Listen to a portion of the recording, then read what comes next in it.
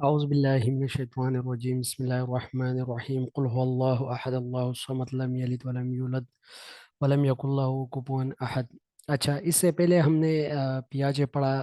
पियाजे की थ्योरी की कुछ चीज़ें इस तरह है जो कि स्पेसिफिकली वाइगास के जो है वो उसको क्रिटिसाइज करता है, और वो उसको अपनी थ्योरी में कुछ ऐसी चीज़ें हैं जो वो देते हैं। तो वाइगास की फर्स्ट कहता है कि ये जो पियाजे की थ्योरी है, जो सुबह हमने सुबह वाली क्लास में पढ़ी थी। पियाजे चूंकि स्टेज बेस्ड जो है लर्निंग की बात करते हैं, या स्टेज बेस्ड जो कॉग्निटिव डेवलपमेंट है उसकी बात बात करते हैं, तो ज़रूरी नहीं है कि ये स्टेज बेस्ड हो सकता है किसी कोई बंदा एक स्टेज में हो और उसका जो मेंटल या जो जो उसका कॉग्निटिव स्टेज है वो दूसरे वाला हो। फॉर एग्जांपल, एक बंदा जो है उसकी क्रोनोलॉजिकल एज कम है और उसकी मेंटल एज ज़्यादा है, या उसकी मेंटल एज कम है और क्रोनोलॉजिकल एज ज़्यादा है। ठीक है, तो ये चीज़ें होती रहती है। तो एक तो इन्होंने इसी तरह ही क्रिटिसाइज किया। दूसरा, इन्होंने क्रिटिसाइज किया कि ये जो आइगास के हैं, इन्होंने बिल्कुल सोसाइटी को टच ही नहीं किया, क्योंकि जितने भी हमारे जो जो बच्चे होते हैं ज़्यादातर सोसाइटी से ही सीखते हैं। ठीक है, हमजा अली साहिब, काइंडली ऑफ योर माइक, अपना माइक ऑफ कीजिएगा। हमजा अली साहिब। Okay ji, thank you. अच्छा, तो वो कहता है कि इन्होंने वाइगास्की कहता है कि पियाजे ने बिल्कुल सोसाइटी को टच ही नहीं किया, क्योंकि बच्चे जो सीखते हैं वो स्पेसिफिकली सीखते हैं सोसाइटी से ही। ठीक है, और ये कहता है कि दो चीज़ें बहुत ही ज़्यादा इंपॉर्टेंट है। The first thing is social interaction and the second thing is language. ठीक है, ये दोनों चीज़ें वाइगास्की की थ्योरी जो है जस्ट इन दो बुनियादों पे ही खड़ी है, और इन दोनों बुनियादों पे जो है वो बहुत ही ज़्यादा इस पे ही फोकस कर रही है। ठीक है, तो इसीलिए ये जो वाइगास्की है, इन्होंने कहा है कि लैंग्वेज जो है वो पहले डेवलप होती है, उसके बाद जो हमारे पास कॉग्निशन है और कॉग्निटिव डेवलपमेंट है वो उसके बाद ही होती है। ठीक है, जबकि पियाजी कहता है कि पहले कॉग्निटिव डेवलपमेंट होती है, और कॉग्निटिव डेवलपमेंट के बाद जो है हमारे पास लैंग्वेज की डेवलपमेंट होती है। ठीक है, तो ये इन दोनों की कंट्रोडिक्शन है। पहले कहता है पियाजे कि कॉग्निटिव डेवलपमेंट पहले होती है, बाद में लैंग्वेज डेवलप होता है, जबकि वाइगास के कहता है कि नहीं, लैंग्वेज की डेवलपमेंट पहले होती है और बाद में जो है वो जो कॉग्निटिव डेवलपमेंट है वो होती है। अच्छा, लैंग्वेज पे भी नोम चॉम्स्की जो है उन्होंने काम किया था ज़्यादा, और उन्होंने जो है एक LAD का कंसेप्ट क्या दिया था, लैंग्वेज एक्विजिशन डिवाइस। ठीक है, कि बाय बर्थ जो है अल्लाह ताला हर एक इंसान के जहन में ये लैंग्वेज एक्विजिशन डिवाइस जो है वो फिट करता है, और वही बाय बर्थ जो है वो उनके साथ पैदा होता है। ठीक है, और फिर लैंग्वेज जो है वो सीखने की कोशिश करता है। ठीक है, तो इसी तरह अगर हम देखें तो वाइगास्की की जो लाइफ स्पेन है वो 1896 से लेके 1934 तक है। रशियन साइकोलॉजिस्ट है, और इनकी जो एज है आप लोग देखो, इतनी ही मुख्तसर ज़िंदगी में इन्होंने बहुत बड़ा काम किया है। 37 ईयर जो है इसका एज था, और मैंने सुना था कि ये मेरे ख्याल में ट्यूबरक्लोसिस, कैंसर का कोई मतलब इन पे अटैक था, उसी वजह से ही इसकी डेथ हो गई थी। ठीक है, his work began when he was studying learning and development to improve his own teaching। अपनी टीचिंग को इम्प्रूव करने के लिए ये पढ़ रहा था। ठीक है, तो क्या क्या इन्होंने, he wrote on language, thought, psychology of art, learning and development and educating student with special needs. ठीक है, तो बाद में इन्होंने इस पे लिखा और इस पे ही काम किया। ठीक है, अगर हम देखें his experience together with his interest in literature and his work as a teacher led him to recognise social interaction and language. ये देखो, पहले भी मैंने आप लोग को कहा है कि जहां भी आपको वाइगास के मिलेगा ये सोशल इंटरेक्शन और लैंग्वेज की बात करेगा। As to central factor in cognitive development, his theory became known as socio-cultural theory of development। इसको socio-cultural theory of development कहते हैं। ठीक है, या इसको हम इस तरह भी कह सकते हैं, socio-cultural theory of cognitive development। अगर इस तरह का है तो ये मोर प्रिसाइज होगा। ठीक है, अच्छा, पियाजे की जो थ्योरी थी उसके क्या क्या नाम थे? एक उसका नाम था थ्योरी ऑफ इंटेलेक्ट, दूसरा उसका नाम था जेनेटिक एपिस्टेमोलॉजिस्ट, तीसरा उसका नाम था कॉग्निटिव डेवलपमेंट। ठीक है, ये तीनों जो नाम है ये पियाजे की थ्योरी के हैं, जबकि वाइगास्की की थ्योरी के जो है वो नाम है socio cultural cognitive development theory या socio cultural theory of development. इसको हम इस तरह भी कह सकते हैं। हाँ, अगर सोशियो की जगह साइको आ गया, साइको कल्चरल, तो फिर वो एरिक एरिक्सन होगा। ठीक है, याद रखिएगा, ये वर्ड आप लोगों ने भूलना नहीं है। इसी एक ही वर्ड में सारी चीजें छुपी होती है। जिस तरह हम सोशियो कॉग्निटिव कहते हैं, तो मतलब ये है कि उससे मुराद बेंडोरा है, जो कि ऑब्जर्वेशनल लर्निंग जो है उसका कॉन्सेप्ट होता है। अच्छा मोहम्मद आकिब, मेरे ख्याल में खिजरान भाई, आपका माइक जो है वो ऑन है, काइंडली ऑफ कीजिएगा। Okay, thank you. अच्छा जी। तो मैं एरिक्सन की बात कर रहा था। एरिक्सन जो है, अगर सोशियो कल्चरल की जगह साइको कल्चरल आ जाए, तो मतलब ये कि ये एरिक एरिक्सन की बात हो रही है। अगर सोशियो कॉग्निटिव की ओर आ जाए या सोशल कॉग्निटिव की ओर आ जाए, तो ये ऑब्जर्वेशन मीन बेंडोरा की बात हो रही है, जिन्होंने इमिटेशन और ऑब्जर्वेशनल लर्निंग की थ्योरी दी थी। ठीक है, तो ये चीज़ें जब आप लोग अंडरस्टैंड कर लो, तो सारा जितनी भी कॉन्सेप्ट है ऑटोमेटिकली आप लोगों की जहन में आ जाएगी। क्योंकि जो थ्योरी होती है, उसका जो स्पेसिफिक नेम होता है, सारी चीज़ें उससे इंटरकनेक्टेड होती है। ठीक है। अच्छा जी। ये देखो, लैंग्वेज और सोशल इंटरेक्शन, ये दोनों जो है कॉग्निटिव डेवलपमेंट जो है, इनको जो है इनके बेस है। सोशल इंटरेक्शन सोसाइटी के अंदर, और लैंग्वेज, ये दोनों कॉग्निटिव डेवलपमेंट पे ही ज़्यादा जो है मतलब इम्पोर्टेंट है, इसके लिए बहुत ही ज़्यादा इम्पोर्टेंट है। Socio culture theory of development emphasize the crucial influence that social interaction and language embedded within a cultural context have on cognitive development. ठीक है, वही बात रिपीट हो रही है, सेम ही चीज़ है। ये देखो, सोशल इंटरेक्शन है, और इसके बाद सोशल इंटरेक्शन क्या है? Vygotsky emphasized that effective learning happen through participation in social activities. Parents, teachers, and other adults in the learner environment all contribute to the process. They explain, model, assist, मतलब help करना। ठीक है, model का मतलब ये है कि वो क्या होते हैं, एज अ रोल मॉडल होते हैं। ठीक है, असिस्ट वो हेल्प करते हैं, give direction and provide feedback, motivation देते हैं। ठीक है, और फीडबैक देते हैं। peers on the other hand cooperate and collaborate and enrich the learning experience। ठीक है, जहाँ वर्ड आप लोगों को आएगा कोलैबोरेट, कोलैबोरेटिव लर्निंग का पूछा गया है इंटरव्यू में। कोलैबोरेट मीन जहाँ पर दो या दो से ज्यादा लोग मिलजुल के सीखने की कोशिश करें, दिस इज समथिंग कोलैबोरेट। जहाँ दो या दो से ज्यादा लोग मिलजुल कर सीखने की कोशिश करें, this is something collaborate. Cooperate वो है जिसमें एक बंदा जो है दूसरा दूसरे का हेल्प करता है। यहाँ पर ये देखो, दोनों सीखेंगे कोलैबोरेशन में, जबकि कोऑपरेशन में दोनों हेल्प करेंगे, लेकिन जरूरी नहीं है कि दोनों सीखने वाले हो, लेकिन हेल्प करेंगे। और कोलैबोरेट में दोनों जो है वो सीखेंगे। ठीक है, टुगेदर मतलब बिल्कुल ही एक ग्रुप में वो सीखेंगे। And enrich the learning experiences. ठीक है। अच्छा, ये तो मतलब कुछ डायग्राम सा दिया गया है। व्हाट आर यू राइटिंग अपने बच्चे को कह रहा है, तो बच्चा क्या कर रहा है? व्हाट आप you further knowledge of letters, structure, date, salutation, body. ये तो वो जो हम एप्लीकेशन लिखते हैं, तो उसके ही पार्ट है। Structure, date, salutation, body, purpose, friendly, formal, ये सारे लेटर से ही रिलेटेड है। ठीक है, कन्वेंशनल स्पेलिंग एंड ग्रामर। ठीक है, चिल्ड्रन जो है, knowledge of letter, mom and dad write and receive letters. मतलब ये है कि जो चिल्ड्रन की जो है वो इंटरेक्शन हो रही है फादर के साथ, तो इसीलिए ये जो चीज़ें हैं वो यहाँ से सीखते हैं। ठीक है, ये सच इन्होंने दिया। ये देखो, स्केपोल्डिंग। स्केपोल्डिंग यहाँ पर जो है इन्होंने थोड़ा एग्जांपल से डिफाइन किया है, आगे हम इसको एक्सप्लेन भी करेंगे। ये देखो, एक बच्चा है जिसको सपोर्ट दे रहा है उसका जो यंग है और जो एडल्ट है, और वो उसको सपोर्ट कर रहा है, और ये एक ऐसे स्टेज पे पहुंचेगा जब ये बच्चा जो है खुद ही वॉक करना शुरू कर देगा। ठीक है, तो ये क्या कर रहा है, वाइगास की ये प्रूव करने की कोशिश कर रहा है कि जो मतलब हम सोसाइटी में क्या करते हैं, हम सपोर्ट देते हैं, हम लोगों को इंटरेक्ट करने के लिए सपोर्ट देते हैं, और इसी इंटरेक्शन की वजह से ही बच्चे जो है वो सीखते हैं। तो ये थोड़ा सा इन्होंने एग्जांपल दिया है।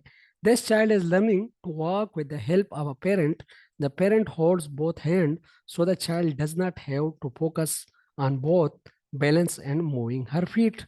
ठीक है। soon this child will be able to walk and run by herself, खुद ही मतलब ये क्या करेगी फिर, ये वॉक करेगी। ठीक है। अच्छा, लैंग्वेज जो है आप लोग देख लो, तो लैंग्वेज लैंग्वेज क्या है? It is a source of communication. Language को हम इसी तरह ही डिफाइन कर सकते हैं, it is a source of communication. ठीक है। Language can be viewed as a verbal expression of culture. Verbal expression of culture जो है, this is something language. Verbal expression of culture, simple और सादा सा डिफिनीशन है। हो सकता है इंटरव्यू में पूछा जाए कि लैंग्वेज की डिफिनीशन क्या है। ठीक है। अच्छा, किसी से पूछा गया था कि व्हाट इज लाइफ। ठीक है। तो लाइफ अगर हम देखें, तो अभी हर एक बंदा अपने आप से ये डिफाइन कर सकता है। कोई कहेगा कि absence of death is called life, कोई कहेगा कि नहीं, जहाँ पर जो है फिजिकल ग्रोथ हो रही हो, जहाँ पर सांस से लिए जाए, जहाँ पर कुछ करेक्टरिस्टिक होंगे तो लाइफ होगी। तो यहाँ पर वाइगास्के भी कहता है कि वर्बल एक्सप्रेशन ऑफ कल्चर जो है, this is something language. Every culture has the words at needs per its its its life style at open the door for learner to acquire knowledge that other already have. It is used to know and understand the world and solve problems. It serves a social function, but it also has an important individual function. It helps the learner to regulate and reflect on his own thinking. ठीक है, ये तो just इन्होंने language की कुछ importance लिखी हुई है। प्राइवेट स्पीच, अच्छा इन्होंने स्पीच का भी एक कंसेप्ट दिया था, ये भी बहुत ही इंपॉर्टेंट है। प्राइवेट स्पीच, सोशल स्पीच और एक इनर स्पीच है। ठीक है, तीन स्पीच है। एक है प्राइवेट स्पीच, एक है सोशल स्पीच और एक है इनर स्पीच। प्राइवेट स्पीच वो है जो हम अपने आप के साथ बातें करते हैं, this is something private speech. थोड़ा लाउडली जब हम अपने साथ बातें करते हैं, this is private speech. Inner speech क्या है? जो कि हम अपने साथ अंदर, अक्सर जहन के अंदर कुछ बातें करते हैं, this is something inner speech. एक है सोशल स्पीच। सोशल स्पीच वो है जो हम सोसाइटी के इंटरेक्शन में लोगों के साथ करते हैं, this is something of social speech. ठीक है, ये भी इंपॉर्टेंट है। तीन टाइप ऑफ स्पीच है। तो क्या कहते हैं, ये वाइगास्की कहता है कि private speech is a form of self talk that guide the child thinking and action. अपने आप से जब हम बातें करते हैं, तो ये हमारी थिंकिंग और एक्शन को डायरेक्ट करते हैं। ठीक है। अक्सर एडल्टहुड में तो लोग नहीं करते, लेकिन जो बच्चे होते हैं वो अपने साथ बातें करते हैं बहुत ही ज्यादा, खेलते भी है और अपने साथ बातें भी करते हैं खेल खेल के साथ। ठीक है। तो ये वाइगास्की कहता है कि ये जो बातें होती है, ये क्या करता है, ये चिल्ड्रन की थिंकिंग और एक्शन दोनों को गाइड करता है, थिंकिंग एंड एक्शन। ठीक है। ये देखो प्राइवेट स्पीच, बच्चे क्या कर रहे हैं, I gotta go down then off then down there an. मतलब ये देखो, एक बच्चा एन लिख रहा है, एन। तो क्या कर रहा है, ये कह रहा है, अपने साथ कह रहा है कि कभी मैं ऊपर जा रहा हूँ, कभी मैं नीचे जा रहा हूँ, देन उसके बाद मैं एन लिख रहा हूँ। मतलब ये कि अपने साथ बातें कर रहा है, और यही बात है और यही स्पीच जो इसकी है प्राइवेट स्पीच, वो इसको डायरेक्ट कर रहा है कि ये क्या करे, कि ये एन लिख के। ठीक है। ये देखो, S is like a snake. ठीक है। तो इन्होंने अपने साथ बात की, S is like a snake, और इन्होंने एस लिखने की कोशिश की। मतलब ये कि वो जो इसकी स्पीच है, वो डायरेक्ट कर रहा है उसकी थिंकिंग को और उसकी एक्शन को। वो जो उसका स्पीच है, वो डायरेक्ट कर रहा है उसकी थिंकिंग और उसकी एक्शन को। ठीक है, क्योंकि यहाँ पर राइटिंग में थिंकिंग भी है और एक्शन भी है, तो दोनों को यहाँ पर क्या हो रहा है, ये डायरेक्ट कर रहा है। ठीक है। अच्छा जी, ये अभी हम जितने भी कॉन्सेप्ट है इम्पोर्टेंट, उसकी तरफ आ रहे हैं। Zone of proximal development, ZPD। ठीक है। ये चूंकि ये कॉन्सेप्ट जो है, ये मेरे ख्याल में दी थी अच्छा ये तो इन्होंने दी है, एक और जो है स्केपोल्डिंग। स्केपोल्डिंग मेरे ख्याल में जिरम ब्रूनर ने दी है। अगर आप लोग देख लो, उसको थोड़ा पढ़ो। ये तो यूज इन्होंने ही की है, लेकिन उस वो जो कॉन्सेप्ट है वो जेरोम ब्रूनर ने दी है। जूरा प्रॉक्सिमल डेवलपमेंट ZPD जो है, ये वाई गास्के ने दी है। ठीक है। अच्छा, जूना प्रॉक्सिमल डेवलपमेंट इस तरह है कि फॉर एग्जांपल एक बच्चा पढ़ रहा है, पढ़ते पढ़ते एक डिफिकल्ट सिचुएशन उसके लिए आ जाती है, वो नहीं पढ़ सकता आगे। तो वहां पर अभी उनको थोड़ा हेल्प चाहिए। ठीक है। फिर उसको थोड़ा हेल्प मिल गया, तो ये जो हेल्प और हेल्प से पहले जो खुद पढ़ सकता था, और बाद में जब वो नहीं पढ़ सकता था और उसको हेल्प दिया गया, इन दोनों का जो डिफरेंस है, this is called scaffolding, sorry, this is called zone of proximal development. ठीक है, जोन ऑफ प्रॉक्सिमल डेवलपमेंट हम इस तरह डिफाइन कर सकते हैं, the help which is provide with assistant and without assistant। ठीक है, the help which is provide with assistant and without assistant। ये देखो नीचे ये जो सर्कल्स है, स्टूडेंट कैन, स्टूडेंट कांट, जो स्टूडेंट कर सकते हैं और स्टूडेंट नहीं कर सकते, इन दोनों के दरमियान जो बिल्कुल वो पॉइंट है, उसको जोन ऑफ प्रॉक्सिमल डेवलपमेंट कहते हैं। लेकिन ये क्यों वाइगास्की इसको एक्सप्लेन करा है, इसलिए कि वाइगास्की कह रहा है कि यहाँ पर किसी बंदे की ज़रूरत है कि वो इनके साथ इंटरेक्ट करे और वो इनको हेल्प करे और सपोर्ट। अच्छा, किसी का माइक जो है वो ऑन है, तो काइंडली सुमेरा साहिबा अपना जो माइक है वो ऑफ रख के काइंडली प्लीज़, क्योंकि आपकी जो प्राइवेट स्पीच है वो यहाँ पहुँच रही है। सुमेरा साहिबा, if you are listening me kindly off your mic, क्योंकि आपकी वजह से क्लास जो है वो डिस्टर्ब हो रही है। Okay ji, thank you. अच्छा, तो मैं आप लोगों को जून प्रॉक्सिमल नहीं डेवलपमेंट सर, बच्चे। मेरे मेरे इधर कोई भी बात नहीं कर रहा। अच्छा, तो फिर पंखे की शोर होगी, पंखे की आवाज़ होगी, ऐसे सच ऐसी कोई बात तो नहीं आ रही थी, लेकिन पंखे की शोर मेरे ख्याल में थी। ठीक है, ओके जी। अच्छा, तो फिर जो है स्टूडेंट जो काम कर सकते हैं और स्टूडेंट नहीं कर सकते, इन दोनों के दरमियान जो बिल्कुल ही पॉइंट है जो इनको टच कर रहा है, this is something zone of proximal development. और मैंने आप लोगों को ये कहा कि ये क्यों आएगा कि इसी जोन ऑफ प्रॉक्सिमल डेवलपमेंट का कंसेप्ट दे रहा है, इसीलिए कि क्योंकि यहाँ पर इस बच्चे को ज़रूरत है या किसी बंदे को ज़रूरत है इंटरेक्शन की और हेल्प की। इसलिए ये प्रूव करना चाहता है कि ये जो डेवलपमेंट है, जो मेंटल और कॉग्निटिव डेवलपमेंट है, ये इंटरेक्शन के जरिए पॉसिबल है। ठीक है, ये वाइगास जिस तरह पियाजे कहता है कि नहीं ये जेनेटिक है, तो ये जेनेटिक नहीं है, या वो कहते हैं कि ये स्टेज वाइज है, ये स्टेज वाइज नहीं है। ये कहता है कि अगर कोई उसको हेल्प करे, कोई उसको सिखाए, तो अगेन ये जो जोन ऑफ प्रॉक्सिमल डेवलपमेंट जहां पर है, ये फिर वहां पर नहीं होगा। वो फिर हो सकता है इससे आगे चला जाए। जिस तरह फॉर एग्जाम्पल एक बच्चा है, वो दरख्त पर चढ़ रहा है, तो चढ़ते चढ़ते बीच में वो फंस जाता है। अभी उसको थोड़ा सपोर्ट करने की जरूरत है, तो जहां पर उसको सपोर्ट मिल गया, तो यही जो पॉइंट है, this is something zone of proximal development. ठीक है, और जब उसको सपोर्ट मिलती है तो इसका मतलब यही है कि उसको इंटरेक्शन मिल गया, उसको उसको हेल्प मिल गया, उसको असिस्टेंस मिल गया। दैट्स वाई उन्होंने वो काम किया।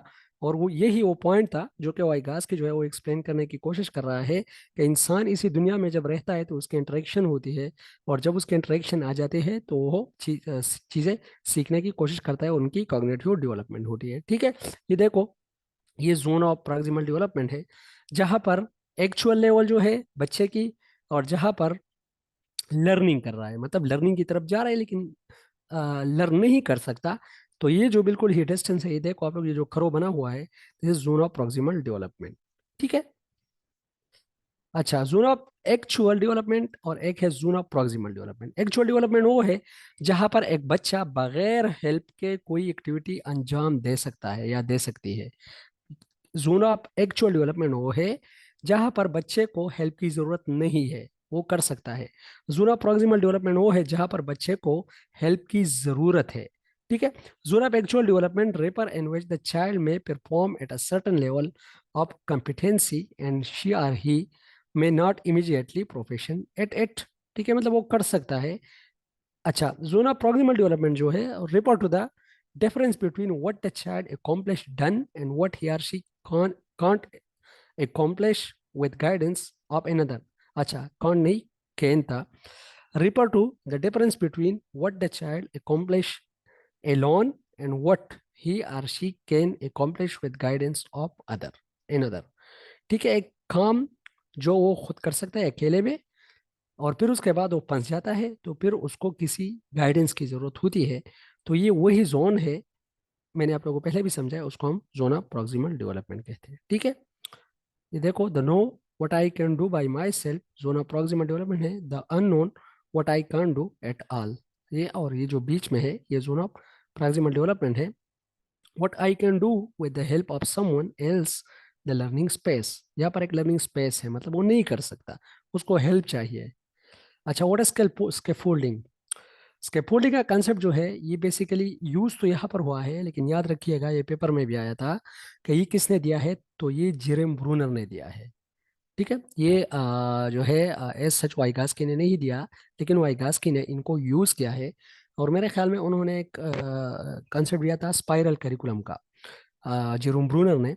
तो वहाँ पर उन्होंने यूज किया था स्केप फोल्डिंग का कंसेप्ट के जो इंक्रीजिंग कॉम्प्लेक्सिटीज होती है उसी लेवल पे हमने क्या करना है, जो हमारा करिकुलम होता है उसको डिजाइन करना है। ठीक है, फॉर एग्जांपल पहले हमने बच्चों को सिखाना है कि आपने किस तरह प्लस करना है, फिर उसको सिखाना है कि आपने किस तरह माइनस करना है, फिर उसको सिखाना है कि आपने किस तरह मल्टीप्लिकेशन करनी है, फिर डिवीजन की तरफ, फिर उससे भी कॉम्प्लेक्स चीज़ों की तरफ। This is something you are going in the pattern of increasing complexities. ठीक है, तो उसके फोल्डिंग भी यही है कि आप किसी को एक हेल्प दे दो और वही हेल्प आप फिर आहिस्ता आहिस्ता रिमूव करो। This is something scaffolding. एक बच्चा काम नहीं कर रहा, नहीं कर सकता, आपने उसको थोड़ा सा हेल्प दिया और वही हेल्प आपने फिर आहिस्ता आहिस्ता रिमूव करने की कोशिश किया। This is something scaffolding. Refer to the support और assistant that lets the child accomplish a task he or she cannot accomplish independently। आपने उसके उसके लिए हेल्प, इसलिए आपने उसको हेल्प इसलिए प्रोवाइड किया कि वो इंडिपेंडेंटली वो काम नहीं कर सकता। ठीक है, दैट्स वाई। अच्छा, आवाज मेरी पहुंच रही है? एनीवन? आसिफ अली सफदर साहिब और मोहम्मद आकिब खिजरान साहिब, कंफर्म कीजिएगा। जी मुदस्सिर भाई आ रही है। ओके जी, ओके, थैंक यू। क्योंकि उसी दिन कल भी रात को मेरे ख्याल मेरे साथ एक इशू हुआ था कि मैं बोल रहा था, इंडल्ज हुआ था और स्टूडेंट जो है वो चले गए थे। फिर बाद में मुझे याद आया कि ये तो एक भी सुनने वाला नहीं है। तो बाद में जब मैंने चैट पढ़े तो वहाँ पर जो एसएमएस आए थे, तो स्टूडेंट ने कहा था कि सर आपकी आवाज़ नहीं आ रही। चलो, ओके, थैंक यू। ओके जी, तो ये है स्कैफोल्डिंग। स्कैफोल्डिंग क्या है? A kind of support which should be gradually removed. ठीक है, अच्छा, it is not about doing a task for the child while he or she watch. ठीक है, it is not about doing shortcuts for the child. मतलब ये है कि आपने शॉर्टकट यूज नहीं करनी और ना ही आपने बच्चे के लिए वो काम करना है कि वो आपको देके। आपने काम जो है बच्चे से ही करवाना है और आपने जस्ट उसको गाइड या सपोर्ट करना है कि वो बच्चा इसके काबिल हो जाए कि आप जब वो जो हेल्प है वो रिमूव करो और वो खुद उसके काबिल हो जाए कि वो करे। ठीक है, it should involve the judicious assistant given by the adult or peer so that the child can move from the zone of actual to the zone of proximal development। मतलब एक्चुअल डेवलपमेंट जो है जो कर सकता है, proximal development जो नहीं कर सकता, तो उसी जो जोन है उसमें बच्चा जो है मूव कर जाएगा और चला जाएगा। ठीक है, आगे। अच्छा, इंस्ट्रक्शनल से स्केपफोल्डिंग। स्केपफोल्डिंग के भी कुछ टाइप्स है, आगे इन्होंने डिफाइन किए हुए हैं, मेरे ख्याल में इसी में तो नहीं है, लेकिन अगर कोई इंटरेस्टेड है तो वो पढ़ सकता है कि मतलब जब हम हेल्प देते हैं तो उसको असिस्टेंट स्केपफोल्डिंग कहते हैं, फिर अनअसिस्टेंट स्केपफोल्डिंग उसको कहते हैं जब हम उसको रिमूव कर ले। और इसी तरह की कुछ कॉन्सेप्ट है, तो उसको अगर कोई पढ़ना चाहे लेकिन लर्न इट और स्टडी इट। ठीक है, एग्जाम्पल सिचुएशन।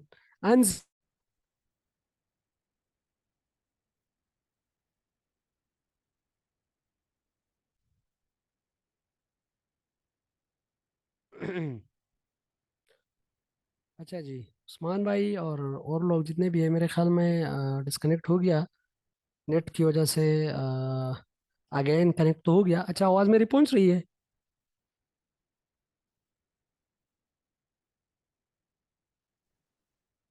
एनीवन, कंफर्म कीजिएगा।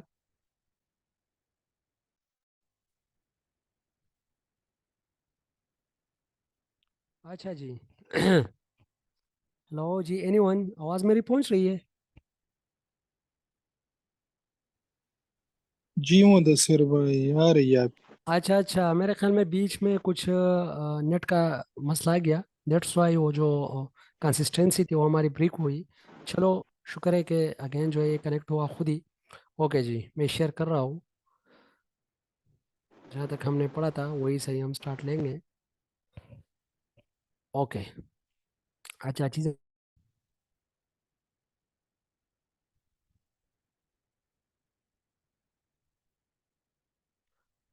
अच्छा जी। जी खिजरान भाई, आवाज़ पहुंच रही है मेरी? जी मुदस्सिर भाई, आ रही है आपकी ओके आवाज। ओके ओके, चलो चलो, ये कुछ टेक्निकल इश्यूज है, दैट्स वाई नेट जो है वो डिस्कनेक्ट हो रहा है, दैट्स वाई ये प्रॉब्लम फेस हो रहा है। ओके। अच्छा, ये कुछ एग्जांपल्स है स्केप फोल्डिंग की। Unzipping the lunch bag, opening the food container, and putting straw in the child juice tetra pack पर हर हिम इज नॉट स्केपफोल्डिंग। मतलब ये है कि जब आप जो बैग फॉर एग्जांपल एक बच्चा नहीं खोल सकता, आप उसका जो जिप है वो खोलो, तो ये नहीं है, क्योंकि वो तो आप उसको सपोर्ट नहीं कर रहे हो, उसको तो मतलब आप ये नहीं कह रहे हो कि बच्चा आपने इस तरह करना है, यहाँ से पकड़ना है और आपने खुद ही इसको खोलना है। आप उसको इस काबिल नहीं बनाते कि वो मतलब खुद ही फिर वो काम जो है वो करे। और आप फिर क्या है, unzipping the lunch bag, opening the food container, आपने उसको ओपन किया जो होता है फूड कंटेनर। ठीक है, तो ये भी इसके पोलिंग नहीं है, क्योंकि आप उससे कम नहीं करवाते हो, आप खुद ही इसको कर रहे हो। And putting straw in the child juice tetra pack पर हेयर पर her or him is not स्केप पुलिंग। ठीक है, तो ये तो स्केप पुलिंग में नहीं आता। अच्छा,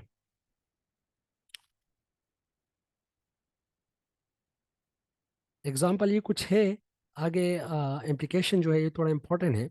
वाइगास्की के जो थ्योरी है, इसके इम्प्लीकेशन क्या है, इसको थोड़ा हम पढ़ते हैं, क्योंकि ये थोड़े ज़्यादा इंपॉर्टेंट है।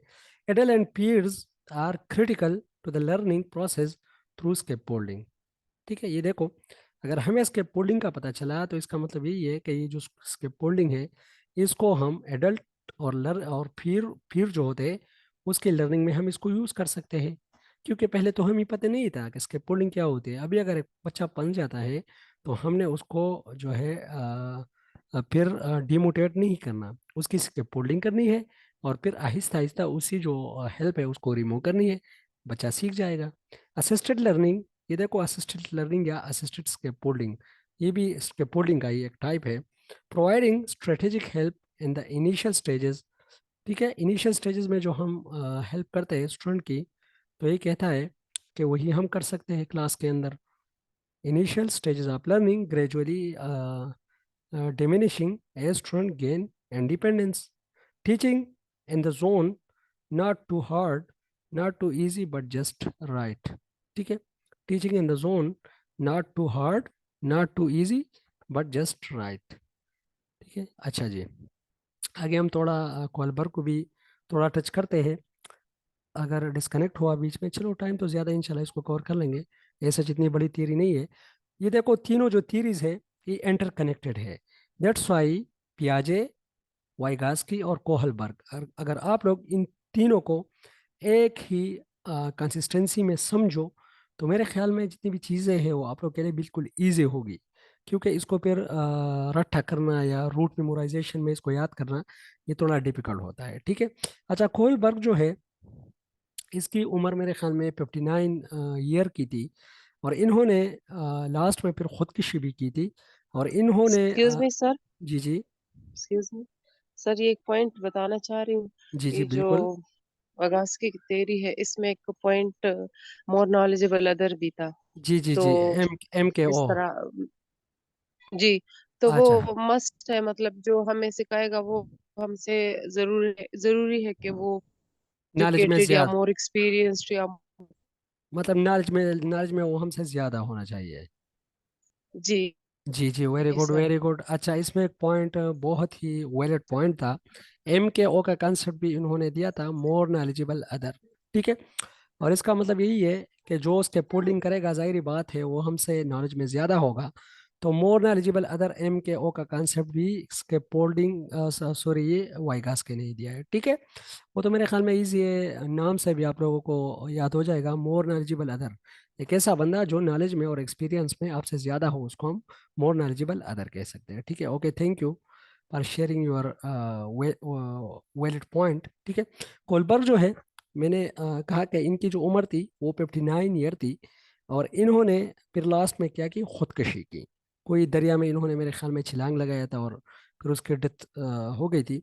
इन्होंने मोरल डेवलपमेंट की बात की, और मोरल क्या है, एक क्वेश्चन पूछा गया था इंटरव्यू में कि what is the difference between morality and ethics. ठीक है, तो एथिक्स जो होते हैं वो प्रिंसिपल्स होते हैं कि हमने ये चीज़ करनी है, ये चीज़ नहीं करनी, दिस इज समथिंग एथिक्स। और मोरल जो है, moral is the difference between good and bad. ठीक है ना, difference between good and bad, this is moral. और जो हम प्रिंसिपल बनाते हैं, ठीक है, दिस इज समथिंग एथिक्स। ठीक है, ये प्रोफेशनलिज्म का एक टॉपिक है, वहाँ पर मैंने किसी जगह पर पढ़ा था, दैट्स इसलिए मैंने आप लोगों से ये शेयर किया। ठीक है, इसकी थोड़ा लाइफ स्पेन जो है वो पढ़ते हैं। लॉरेंस कोलबर्ग इसका पूरा नाम है, बॉर्न इन 1927। ठीक है, अच्छा, grew up in Bronx while है, मेरे ख्याल में कि ब्रॉन्क्स विली है, न्यूयॉर्क। ठीक है, अगर कोई प्रोनाउंसिएशन इसकी कर सकता है they can pronounce it. New York की एक सिटी का नाम है। ठीक है, died on January 17th 1987 at the age of 59. Kohlberg became a professor of education and social psychology at Harvard in 1968. His book on moral development is used by teachers around the world to promote moral reasoning. ठीक है, अच्छा, इसी theory के जो है, इसी के 3 levels है और इसके 6 स्टेजेस है। ठीक है, हर एक लेवल पे जो मोरलिटी है उसको हमने आइडेंटिफाई करनी है कि यहाँ पर मोरलिटी कहाँ पर है। ठीक है, और ये बहुत ही इम्पोर्टेंट थ्योरी है। ठीक है, ये देखो 3 लेवल है इसके, एक है प्री कन्वेंशनल, एक है कन्वेंशनल और एक है पोस्ट कन्वेंशनल। ठीक है, प्री कन्वेंशनल स्टेज जो है, इसमें क्या है, स्टेज 1 और स्टेज 2 में पनिशमेंट ओबीडियंस ओरिएंटेशन है। फिर प्री कन्वेंशन के स्टेज 2 में इंस्ट्रूमेंटल और रिलेटिविस्ट ओरिएंटेशन है। फिर कन्वेंशन स्टेज के स्टेज 3, कन्वेंशन लेवल के स्टेज 3 में इंटरपर्सनल और कॉन्कॉर्डेंस ओरिएंटेशन है। स्टेज 4 में authority and social order maintenance orientation है। पोस्ट कन्वेंशनल और ऑटोनोमस और प्रिंसिपल में स्टेज 5 और स्टेज 6 जो है social contract, legalistic orientation and universal ethical principle orientation. ठीक है, ये जो लास्ट वाला स्टेज है ये बहुत ही मतलब सेल्फ एक्चुअलाइज्ड लोगों का स्टेज है, जहाँ पर लोग बिल्कुल जो सोसाइटी के रूल्स रेगुलेशन होते हैं उनका ख्याल रखते हैं, और जो प्रिंसिपल्स होते हैं ह्यूमन राइट्स वगैरह के, तो उसको बहुत ही ज़्यादा स्ट्रिक्टली वो ओबे करते हैं। ठीक है, इसको हम पढ़ते हैं, थोड़ा आप लोग अंडरस्टैंड करने की कोशिश करो। हुआ इस तरह था, ये जो कोलबर्ग है, इन्होंने कुछ डायलीमास पढ़े थे, और उसमें एक जो डायलीमा थी वो हेंस डायलीमा थी। हेंस एक शख्स का नाम है और इसकी एक बीवी थी। ठीक है, वो बीमार हो गई, और ये जो हेंस है ये गया दवाई लेने। जब वो दवाई खरीद रहा था तो पहले तो वो दवाई अवेलेबल नहीं थी, और एक ही मेडिकल स्टोर में वो अवेलेबल थी जहाँ पर उसकी प्राइस बहुत ही ज़्यादा थी, इसकी कंट्रोल से बाहर थी।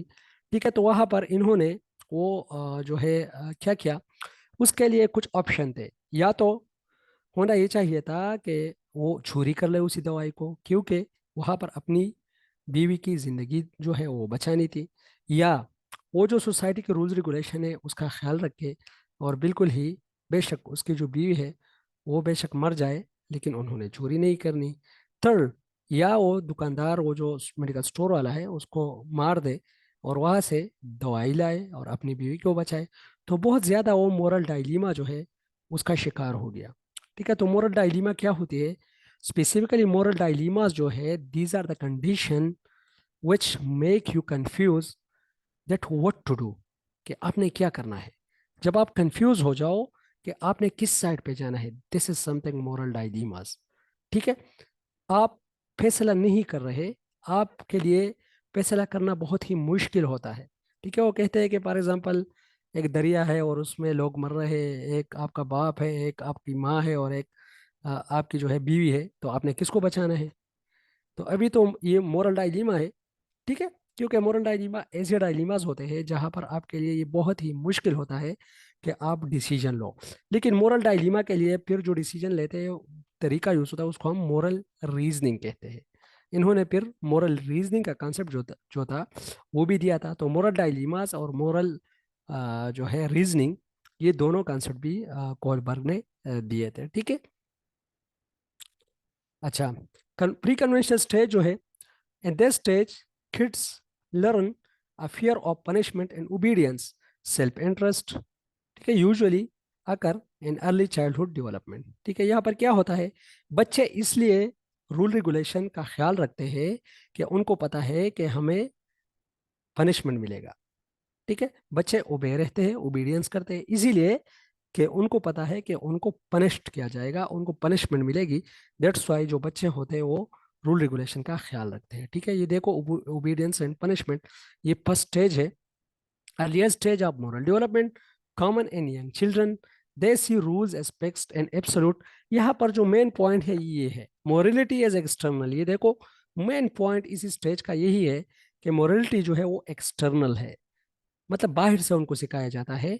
पेरेंट उनको सिखाते हैं आपने ये काम करना है, आपने नहीं करना, आप आपने वहाँ जाना है, वहाँ नहीं जाना। जिस तरह ये पिक्चर में शो हुआ है, ये जो थम्स के जरिए फाइंड आउट किया हुआ है कि आपने ये चीज़ करना है, ये नहीं करना, आपने बिल्कुल ही खामोश रहना है। ठीक है, तो this is something morality as external. ठीक है, at this stage children see rules as fixed and absolute, obeying the rule is important because it is a means to avoid punishment. ये देखो, पनिशमेंट अवॉइड करने के लिए वो क्या कर रहा है, रूल को ओबे कर रहा है। ठीक है, अच्छा, इंडिविजुअलिज्म में क्या है, at this stage of moral development, children account for individual point of view and judge action based on how they serve individual needs। यहाँ पर फिर वो individual needs को fulfill करने की कोशिश कर रहा है। In the Heinz dilemma, children argue that the best course of action was the choice that best served Heinz needs। ठीक है, मतलब वो choice अच्छी थी जहाँ पर हाइंस की जो नीड्स थी वो फुलफिल हो रही थी। Reciprocity is possible at this point and moral development, but only if it serve one's own interest। Reciprocity का मतलब ये है कि दोनों एक दूसरे पे असरअंदाज हो रहे हैं। ठीक है, आपकी जो मोरलिटी है और आपकी जो इंडिविजुअलिटी है, ये दोनों क्या हो रहे हैं, एक दूसरे पे असरअंदाज हो रही है। तो ये एक ऐसा स्टेज है जो थोड़ा एडवांस है उससे। ठीक है, अच्छा, ये देखो, कन्वेंशनल स्टेज जो है, इसमें आप लोग जस्ट ये जो लेवल है, लेवल आप लोग याद रख लो।